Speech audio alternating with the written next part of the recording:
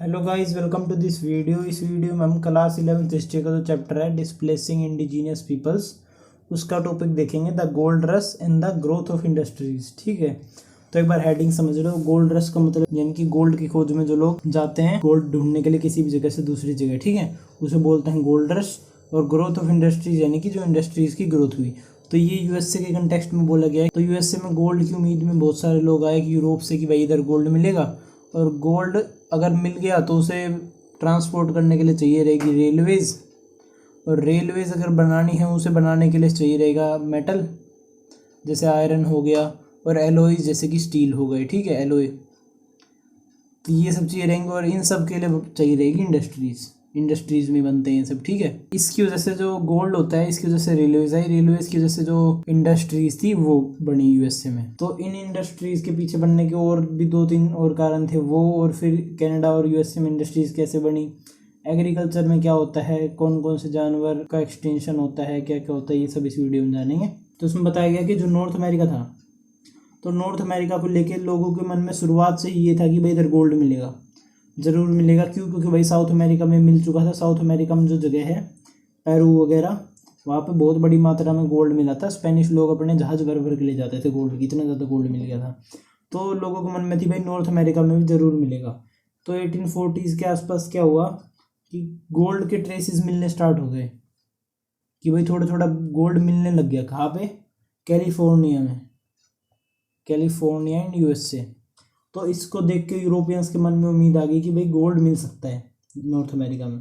इसकी वजह से क्या हुआ, गोल्ड रश स्टार्ट हो गया। गोल्ड रश क्या चीज़ थी? जब हजारों यूरोपियंस, थाउजेंड्स ऑफ यूरोपियंस, हजारों यूरोपियंस अमेरिका पहुंच गए, अमेरिका आ गए भागे भागे। क्या करने के लिए? एक क्विक फॉर्चून बनाने के लिए, एक जल्दी से अमीर बनने के लिए। क्विक फॉर्चून यानी थोड़ी मेहनत करके जल्दी से अमीर बन जाना। जैसे कि गोल्ड रश है उधर, अगर तुम्हें गोल्ड मिल गया बाय चांस, मान लो अगर 1-2 किलो गोल्ड मिल गया तो तुम मतलब मान लो अमीर ही बन गए बहुत ज़्यादा। तो इस वजह से लोग बोल सोचे कि भाई अब जल्दी से अमेरिका पहुंचते हैं, क्या पता हमें भी गोल्ड मिल जाए। इस वजह से हजारों यूरोपियंस लोग आए अमेरिका में गोल्ड ढूंढने के लिए। अब इस गोल्ड ढूंढने के चक्कर में लोगों को दूर दूर जगह जाना पड़ता था। अगर मिल जाता था उसे लाने के लिए जो मशीनरी वगैरह होती हैं वो सब भी चाहिए रहती हैं। इस वजह से जो रेलवेज था उसकी ग्रोथ करानी पड़ेगी। तो रेलवेज की ग्रोथ स्टार्ट हो जाती है पूरे कॉन्टिनेंट में, और उस ग्रोथ को करने के लिए कौन बुलाए जाते हैं? हजारों चाइनीज वर्कर्स।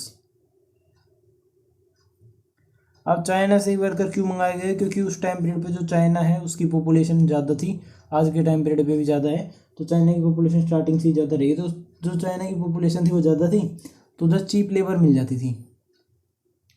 और इस चीप लेबर की वजह से चाइना में हजारों चाइनीज़ वर्कर्स जो थे वो फिर मतलब सस्ते में काम करने को तैयार थे, इसलिए वो रेलवेज बनाने के लिए आ गए। फिर अभी यूएसए की जो रेलवेज थी ये बननी स्टार्ट हो गई, और ये 1870 तक कंप्लीट हो गई बन के। और जो यूएसए में 1870 तक हो गई, और कनाडा में 1885 तक, 1885 तक। इस वजह से जो गोल्ड को ढूंढने के लिए लोग आ रहे थे उनको बहुत ज़्यादा सपोर्ट मिला, उन्होंने इंडस्ट्रीज वगैरह स्टार्ट कर दी। तो इस पे कोट है किसका? एंड्रयू कार्निग का।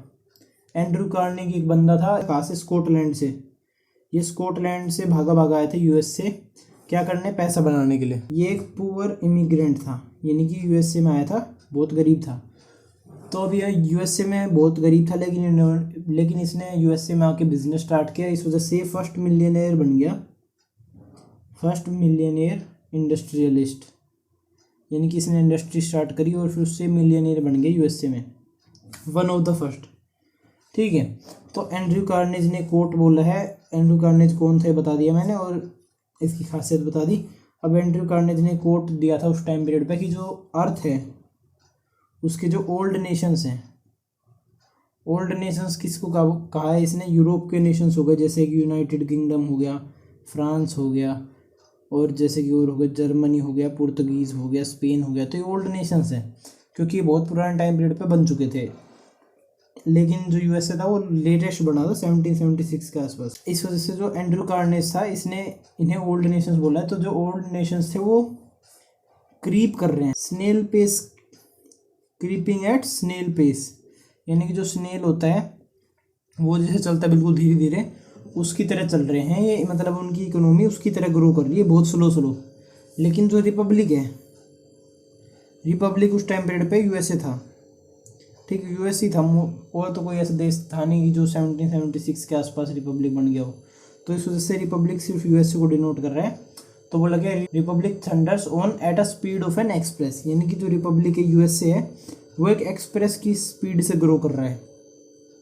एक्सप्रेस यानी कि ट्रेन को डिनोट किया गया है कि जो पुराने नेशंस हैं यूरोप के वो तो स्नेल की पेस से ग्रो कर रहे हैं बहुत धीरे धीरे, लेकिन जो रिपब्लिक है यूएसए वो एक्सप्रेस की तरह ग्रो कर रहा है, यानी कि इतना तेज ग्रो कर रहा था यूएसए उस टाइम पीरियड पे, आप अंदाजा लगा सकते हो इस चीज़ से, ठीक है। और ये ग्रो क्यों कर रहा था? इंडस्ट्रियल रेवोल्यूशन की वजह से। तो अब इंडस्ट्रीज़ के बारे में जान लेते हैं।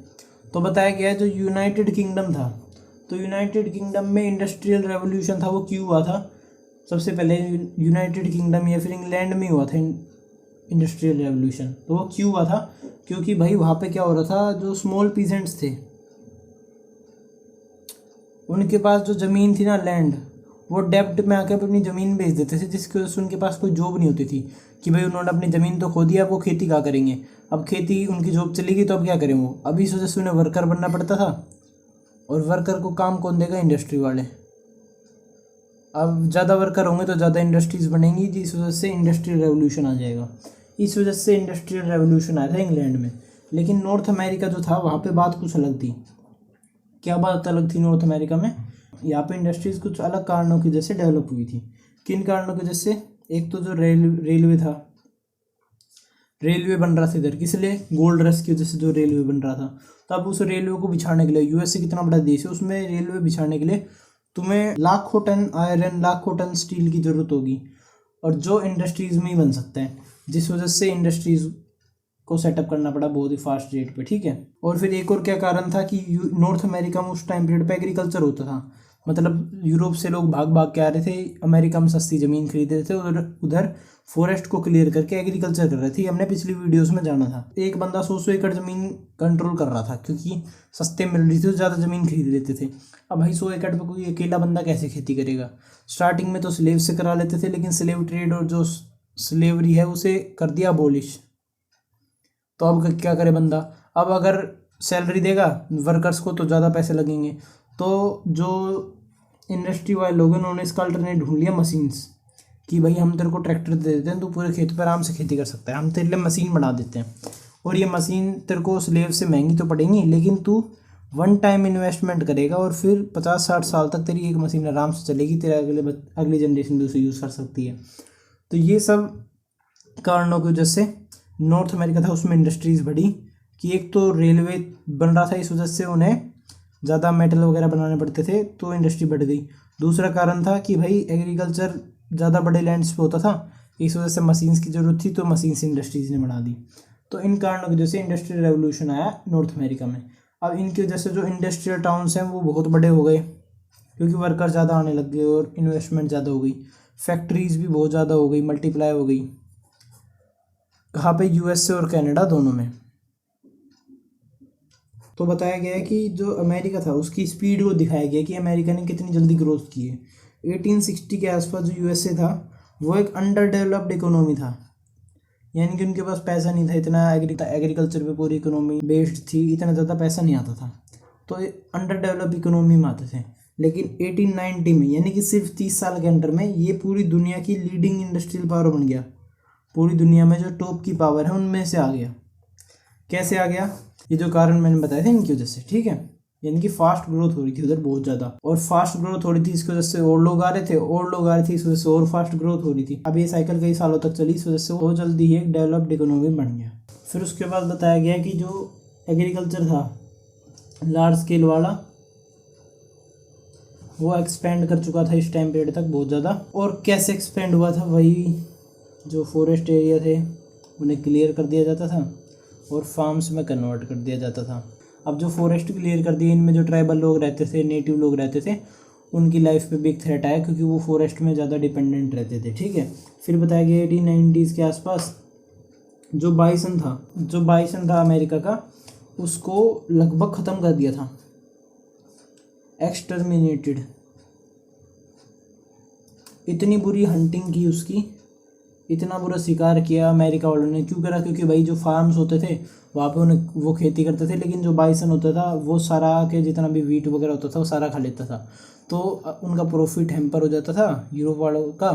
इस वजह से क्या हुआ, उन्होंने बाइसन की हंटिंग करनी स्टार्ट कर दी कि भाई ये हमारा प्रॉफिट खतरे में डालते हैं तो हम इसे मारना स्टार्ट कर देते हैं, ये नहीं होगा तो हमारा प्रॉफिट भी बच जाएगा। तो उन्होंने बाइसन की बहुत बुरी हंटिंग स्टार्ट करी, ख़त्म करना स्टार्ट करा बाइसन को। और एक टाइम आ गया कि 1890s तक बाइसन लगभग ख़त्म ही हो गए। मुश्किल से ऐसे मान लो पूरे अमेरिका में 1000-2000 होंगे। 1000-2000 तो मैंने ज़्यादा ही बोल दिए। पूरा अमेरिका कितना बड़ा है, वहाँ पे सिर्फ 1000-2000 होना बहुत ही बुरी बात है। अब 1000-2000 बाइसन बचे पूरे अमेरिका में, यानी कि जो अगर पर एरिया की मानी जाए तो मुश्किल से 1-2 बाइसन होंगे किसी एरिया में।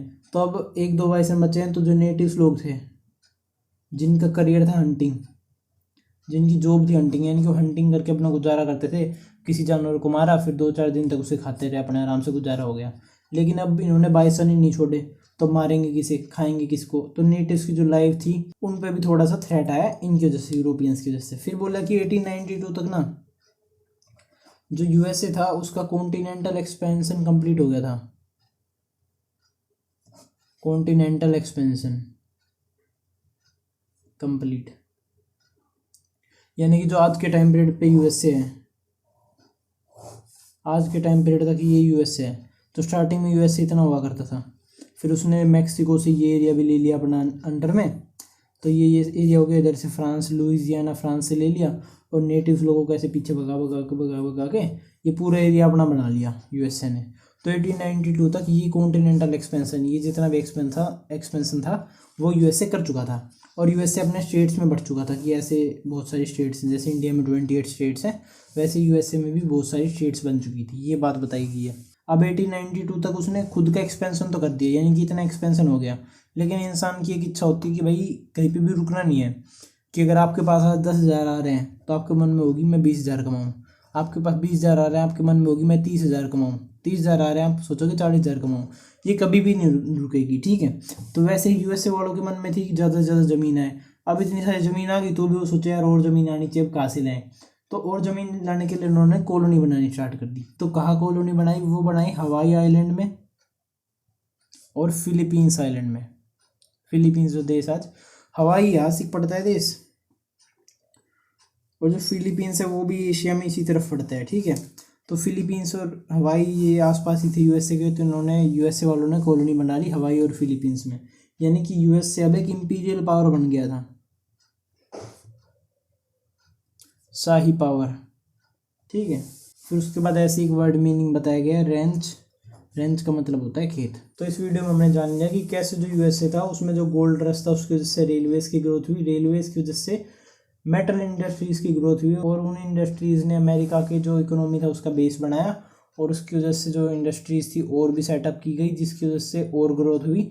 और 30-40 साल में यूएसए एक डेवलप्ड नेशन बन गया था आराम से। और जैसे ही डेवलप बना उसने आसपास के देशों में कॉलोनी बनानी भी स्टार्ट कर दी, ठीक है। तो अगर आपको वीडियो अच्छी लगी तो लाइक से सब्सक्राइब कर देना। Thank you.